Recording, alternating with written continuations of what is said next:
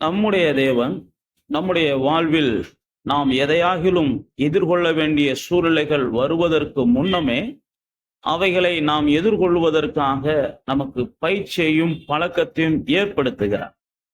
அவைகளை எதிர்கொண்டு நாம் ஜெயிப்போம் என்ற நிச்சயம் நமக்குள் இருக்கும் போது மட்டுமே தேவன் நமக்கு விரோதமான அல்லது நமக்கு விரோதமாக எழும்புகிற எல்லாவற்றையும் நாம் சந்திப்பதற்கும் நாம் ஜெயிப்பதற்கும் தேவன் நமக்கு உதவி செய்கிறார். தேவ பிள்ளைகளாகிய நாம் எந்த ஒரு திடீரென்று ஏற்படுகிற பிரச்சனைகளையும் கண்டு கலங்க வேண்டாம். எந்த பிரச்சனைகள் திடீரென்று எழும்பினாலும் அவைகள் தேவனுக்கு தெரியாமல் எழும்பவில்லை.